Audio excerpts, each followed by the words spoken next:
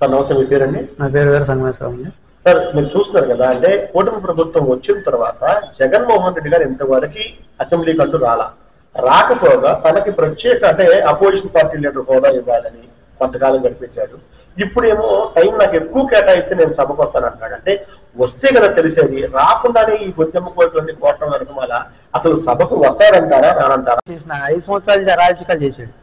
ఏది చేసినా కూడా ప్రతిదానికి సమాధానం సమాధానం చెప్పాలని చెప్పి ఏదో వంగబెట్టి రాకుండా కొట్టాలని ప్రయత్నం. అందుకని సార్ అంటే మీకు తెలిసిందే, ఇప్పుడు ఒక గవర్నమెంట్ ఉద్యోగి ఉన్నాడు, తన విధులకు రాకుండా శాలరీ కావాలంటే ఎలాగో, అలాగే ఇప్పుడు ఈ ఎమ్మెల్యేలు 10-11 మంది ఎమ్మెల్యేలు ఈయన కనీసం సభకు హాజరు కాకుండా వాళ్ళ ఏదైతే బెనిఫిట్స్ ఉన్నాయో పొందుతున్నారు. అంటే ఒక వర్గ ప్రజలు ఏమంటారంటే ఏంటి న్యాయం, అంటే వాళ్ళు రాకపోయినా కూడా వాళ్ళకి ఎందుకు ఇవ్వాలి బెనిఫిట్స్ అని అన్నట్టుగా మనం దాని మీద మీ కామెంట్. ఇవ్వకూడదు, ఏం చేయాలంటారు? అంటే అసలు అగ్రిమెంట్ కట్ చేయాలి. ఎందుకంటే ఆయన రాకుండా ఒక పని చేయకుండా ప్రజా సమస్యలు తెలియకుండా ఒక ఎమ్మెల్యే గెలిచి ఉండి కూడా ఒక పని చేయకుండా ఎలా ఇస్తారు? ఒక సపోజ్ ఉద్యోగస్తుడు ఉన్నాడు, నెలలో 30 రోజులు చేయాలి. 30 రోజుల్లో 4 రోజులు సెలవు పోతాయి, 5 రోజులు సెలవు పోతాయి. 20 రోజులు మేమేం చేయాలి? 10 రోజులు ఏం చేయాలి? చేస్తే శాలరీ వచ్చింది. ప్రజా సమస్యలు తెలుసుకోకుండా ఏం చేయకుండా ఇంట్లో కూర్చొని నాకు జీతం రావాలంటే అది ఎంతవరకు కరెక్ట్? అది తప్పు. అది పులివెందుల ప్రజలు గెలిపించారు కదా ఒక నాయకుడిగా, మా ఎమ్మెల్యేను ముఖ్యమంత్రి అవుతారని ఏదో ఒక నమ్మకంతో గెలిపించారు. కనీసం వాళ్ళ గొంతు ఆ సభలో వినిపించకపోగా అసలు పులివెందుల్లో ఎక్కడ ప్రజాస్వామ్యం ఉంది? సొంతంగా వాళ్ళు రిగ్గింగ్ చేసుకోవటం. మొన్న రీసెంట్ గా జెడ్పీసీ చీటీ రాసి పెట్టారు. ఇన్ని సంవత్సరాల నుంచి లేదు, మేము ప్రశాంతంగా స్వచ్ఛందంగా వచ్చి ఓట్లు వేయగలిగాము ఈ కూటమి ప్రభుత్వం మూలన. ఈ కూటమి ప్రభుత్వం ఉంటే బాగుండేది మాత్రం ఆలోచిస్తున్నారు.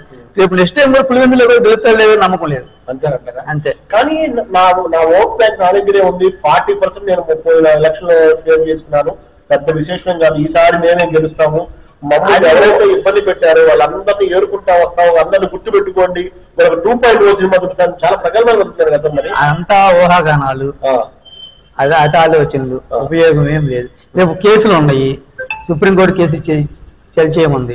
15 సంవత్సరాలు 15 నెలలు తర్వాత నుంచి జైల్లో ఉన్న వాళ్ళందరినీ రావలేమన్నా. కంపల్సరీ ఏదో కేసులో కంపల్సరీ వెళ్తారు జైలుకి. అందుకే పోటీ చేయడానికి అనర్హుడు ఈసారి జగన్మోహన్ రెడ్డి గారు. సార్ నిజంగా అంటే జగన్మోహన్ రెడ్డి గారు చేసినటువంటి అరాచకాలు అన్ని ఇన్ని కదంటే మీకు తెలుసు. కానీ అట్ ద సేమ్ టైం అంటే హిందూ దేవాలయాలపై విపరీతమైన దాడులు జరిగినాయి. అంటే మీకు తెలుసు, కనకదుర్గమ్మ గారి గుళ్ళో అయితే వెండి విగ్రహాలు పోయినాయి, అట్లాగే రథాలు తగలబెట్టారు. అంటే ఎవరు తగలబెట్టారు ఏంటనేది సెకండరీ అది. కానీ ఒక రాష్ట్రానికి ముఖ్యమంత్రి హోదాలో ఉన్నప్పుడు ఇటువంటివి జరిగినప్పుడు కనీస స్పందన లేకుండా చేశాడు. దాని మీద మీ కామెంట్? ఆయన వ్యక్తిగతంగా వదిలేయాలండి. ఎందుకంటే ఒక ప్రజాస్వామ్యం ఉండి ఒక బాధ్యత గల ముఖ్యమంత్రిగా ఉండి ఇలా జరుగుతున్నప్పుడు ఆ కులం ఈ కులం అని అనకూడదు. మొత్తం అందరూ ఒకటే అని చెప్పి పరిపాలించారు. అది ప్రమాణ స్వీకారం చేప్పుడు నాకు స్వార్థం లేకుండా చేస్తా అని చెప్పి ప్రమాణం చేశారు, ముఖ్యమంత్రి ప్రమాణం చేశారు. అలాంటప్పుడు ఆయనకి తెలుసుకోవాలి కదా. సార్ ముఖ్యంగా అంటే కూటమి ప్రభుత్వం వచ్చిన తర్వాత పరిపాలన విధానం ఎలా ఉంది? అప్పుడు పరిపాలనకి ఇప్పుడు పరిపాలన చాలా డిఫరెన్స్ ఉంది. ఎందుకంటే అప్పుడైతే భయంతో ఆఫీసర్లు కానీ ప్రజలు కానీ భయంతో స్వేచ్ఛగా మాట్లాడడం లేదు. ఇప్పుడు స్వేచ్ఛగా మాట్లాడుకుంటున్నారు. కాకపోతే ఏంటంటే ప్రతిదీ పాయింట్ అవుట్ చేసి చెప్తున్నారు, అలా ఇలా చేయాలని సలహాలు సూచనలు కూడా ఇస్తున్నారు కూటమి ప్రభుత్వానికి.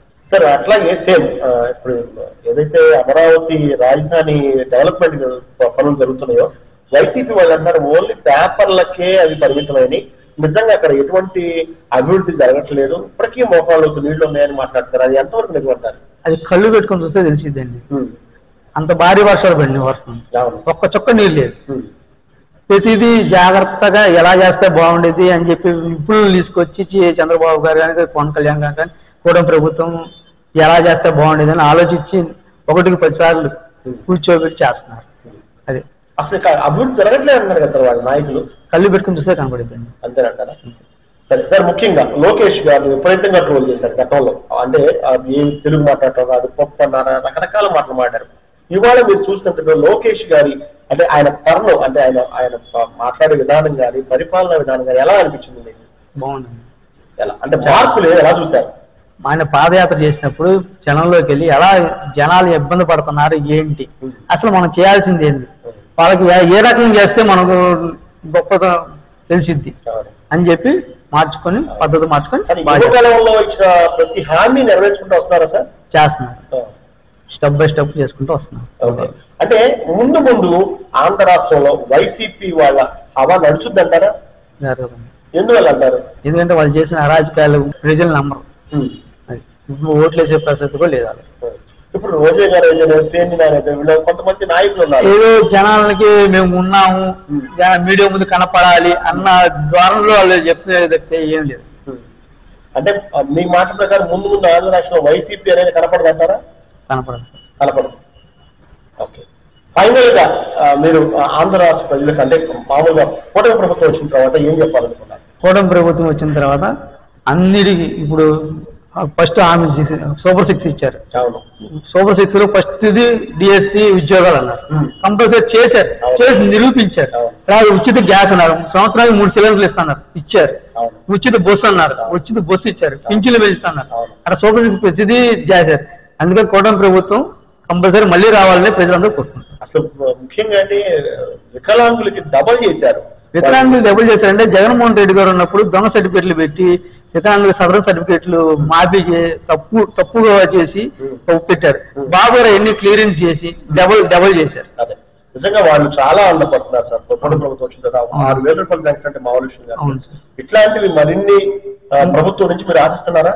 అంటే సంక్షేమ పథకాలు ఇస్తారు, అభివృద్ధి చేస్తారు. ఓకే సార్, థ్యాంక్ యూ అండి. Thank you.